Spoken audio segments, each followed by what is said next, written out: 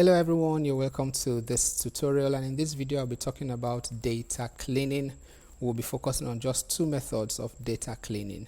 I always tell my students, don't ever assume that any raw data set that is just fresh from the field, don't ever assume that that data set is clean, because in most cases you will discover that that data set could have several issues. It could be as little as spaces after entries. It could be as little as dates not formatted properly. It also could be as serious as empty or blank spaces like this. In that case, you will always need to ensure that your data is cleaned up before you can begin to analyze it. So when we say we are cleaning up our data set, we're actually saying we are preparing that raw data for analysis. Now, why is that important? Cleaning up data is important because that is the only way you can get reliable results. If you use wrong data sets or a data set that is modeled up, you are going to have issues. You are not your dashboard will not be okay. Your reports will be filled with errors, and you really cannot trust whatever results, whatever information you are getting from that data. So now we are going to be looking at in this video, we'll look at two of the tools that we use for cleaning up data and how we can apply them. In subsequent videos, this is going to be a series, probably 3 or 4 videos. We just want to look in details how we can clean up our data. Now, the first method we are going to be looking at is how to remove duplicates.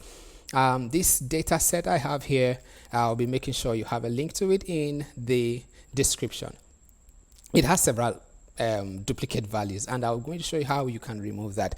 One of the ways, the most reliable way we can spot and remove duplicate values is using, we go to our data tab, and then you will see this provision here. It just says remove duplicate. So when you click on that, this box comes up. It asks you, do you want it along or across all the columns? Yes, I want when I have duplicates across all the columns. That's actually where I can really say yes, that I need these duplicates. And it's asking you, does your data have headers? I say yes, it does.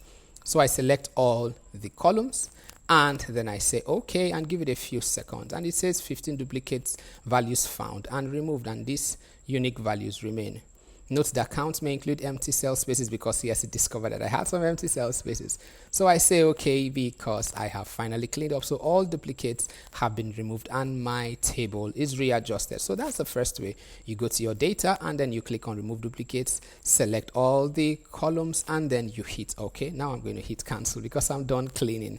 If I do that, data, remove duplicates, select all columns, and okay, no duplicate values found, and that's good. So that's the very first thing, or one of the first things you should ever do when you are cleaning up your data, remove duplicates. The second thing you should do is find out blank spaces, remove them, or fill them up depending on what the client wants. Okay, we can see some blank spaces here, but what if you have other blank spaces in other places? So what do? There are several ways you can do that. You can check column by column. There's a simple way I always do this. Most of my blank spaces are actually in this column. So I click on this filter or on this drop down arrow here. And then when I just scroll through, I will discover that I have blanks here. So it's telling me that, hey, you have blanks here. If, for example, I come here, I do the same thing. I just scroll down. Mostly it used to be towards the end. I don't have any blanks here. Let us check this. I don't have any blanks. What if we just create some ourselves? Sorry about that. Here we are. We want to create some blanks ourselves. By the time we check this, you will see blanks appears. We just have the blanks here. So let me undo that. That's one of the way you can look for your blanks. So I will filter using the blanks. And what do? I uncheck everything and select only the blanks. I want to see what's happening here.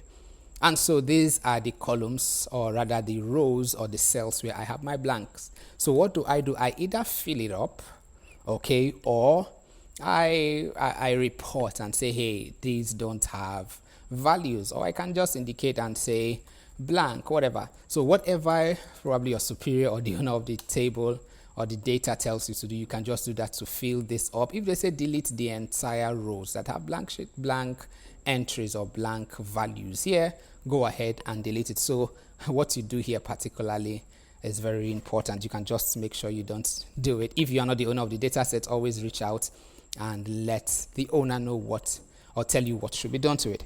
Now, that is one way of doing it. That is one very reliable way of doing it. Now, another way of doing it, if, for example, you just want to fill in information, you can write something. You can say something like not provided, and then you fill it up. Just drag and fill it up. And when people are looking at the information, they'll say, okay, this is not provided. And what was that? Okay. That was not written correctly, I beg your pardon. So that way they will know that, okay, these values were not provided and you didn't want to make any assumptions.